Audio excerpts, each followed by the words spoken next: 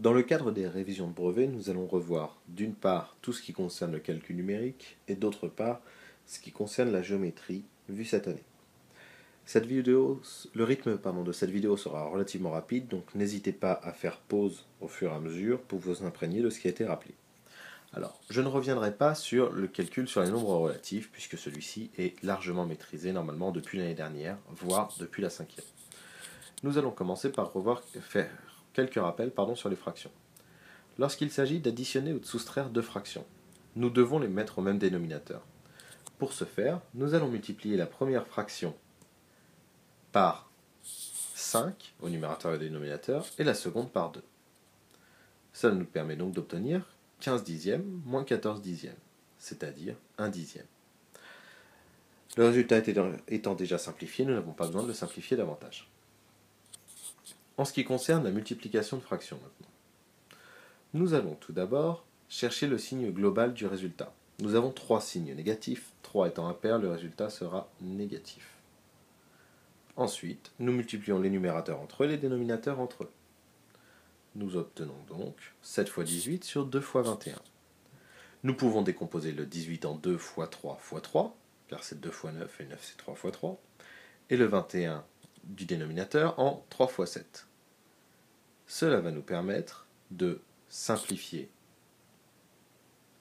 tout d'abord par 2, par 3 et par 7. Il nous reste au numérateur 3, au dénominateur rien, c'est-à-dire 3. En ce qui concerne la division, diviser par un nombre revient à multiplier par son inverse. Cette phrase est la phrase clé qu'il faut maîtriser pour effectuer du calcul sur les fractions, et pour effectuer des divisions sur les fractions. Nous cherchons le signe, il n'y a qu'un signe moins, le résultat sera négatif. L'inverse de 9 demi est 2 neuvièmes. Nous faisons donc moins 5 quarts multiplié par 2 neuvièmes. Ensuite, le calcul s'effectue normalement, en multipliant entre les numérateurs puis les dénominateurs. Nous obtenons donc moins 10 sur 36, qui se simplifie en moins 5 sur 18, puisque nous avions, je vous rappelle, comment simplifier. Ici, 10 est égal à 5 fois 2, et 36 est égal à 18 fois 2. Nous pouvons donc simplifier par 2, ce qui nous donne 5 sur 18.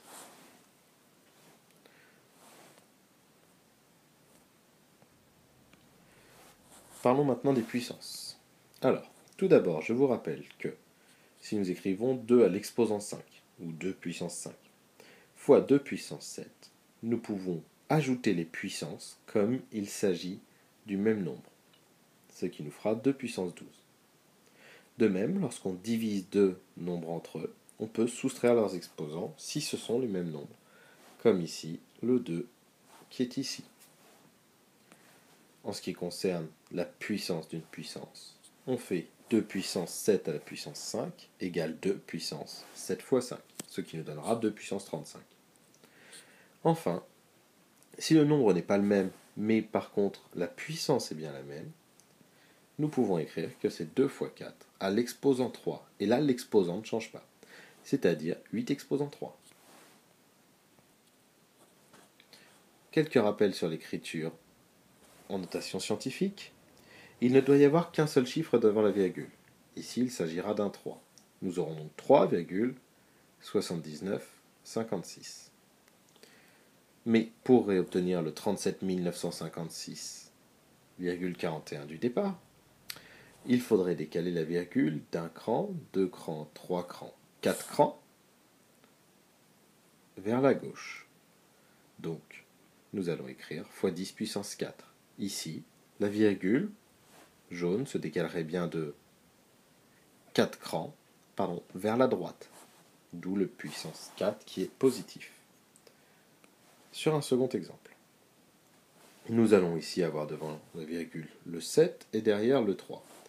Pour passer de 7,3 à 0,00073, nous devrions décaler la virgule d'un cran, 2 crans, 3 crans, 4 crans. La virgule serait là. Donc nous décalons la virgule de 4 crans vers la gauche, donc moins 4. Je vais repasser en noir pour que ce soit visible correctement.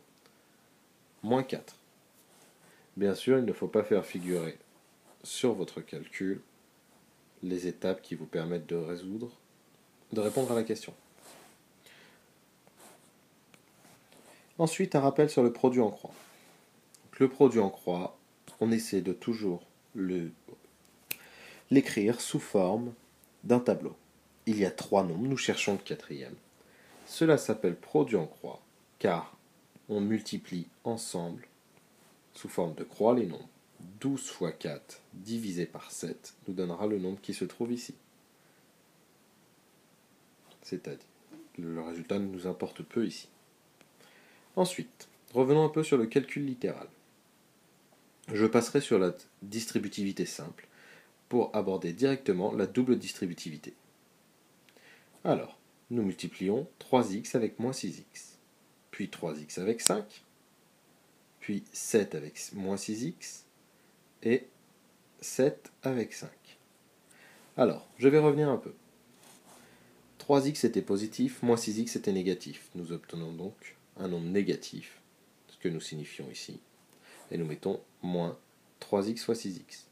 Ensuite, 3x est positif, 5 est positif. Le résultat sera donc bien positif, et nous obtenons 3x fois 5. Ensuite, 7 est positif et moins 6x est négatif. Le résultat sera donc négatif, et nous obtenons moins 7 fois 6x. Enfin, 7 est positif et 5 est positif. Le résultat sera donc positif, et nous obtenons 7 fois 5. Il ne nous reste plus qu'à simplifier. 3x fois 6x, 3 fois 6, 18, x fois x nous donne x au carré, plus 15x, moins 42x, plus 35. C'est-à-dire, moins 18x au carré, moins 27x, plus 35. Revenons maintenant sur la factorisation. Pour factoriser, il s'agit de transformer une somme en produit. Ici, 18x moins 27. 18x, c'est 2 fois 9 fois x. 27, c'est 3 fois 9. Ce que nous voyons en commun, c'est le 9. Nous le mettons donc en facteur. Ensuite, nous ouvrons une parenthèse et nous recopions ce qu'il reste. 2x moins 3. Passons à un niveau de factorisation plus compliqué. 3x plus 7 au carré moins 3x plus 7 facteur de 6x plus 9. 3x plus 7 au carré s'écrit 3x plus 7 fois 3x plus 7.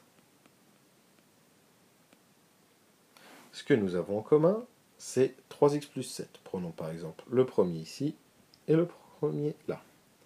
Nous le mettons en facteur et nous recopions ce qu'il nous reste. 3x plus 7 moins 6x plus 9. Nous allons réduire dans le crochet. Attention, le moins qui se trouve ici nous impose de changer tous les signes qui se trouvent dans la parenthèse et nous donne moins 6x moins 9. Il ne nous reste plus qu'à réduire la seconde parenthèse. 3x moins 6x moins 3x, 7 moins 9, moins 2. Effectuons maintenant quelques développements avec les identités remarquables. Alors, je vous rappelle, la première identité remarquable nous dit que a plus b au carré donne a au carré plus 2 fois a fois b plus b au carré. Ici, le rôle de a est tenu par x. Le rôle de b par 7. Nous obtenons donc x carré plus 2 fois 7 fois x plus 7 au carré. Il ne nous reste plus qu'à réduire. La seconde identité remarquable nous dit a au carré, a moins b, le tout au carré, nous donne a au carré moins 2 fois a fois b plus b au carré. Ici, le rôle de a est tenu par 4x. Nous écrirons donc 4x entre parenthèses, puisque c'est 4x au carré, c'est tout le a qui est au carré, moins 2 fois le rôle de a étant tenu par 4x, 2 fois 4x, fois 8 qui tient le rôle de b, plus b au carré. C'est-à-dire 16x au carré, moins 2 fois 4, 8 fois 8, 64x, plus 64.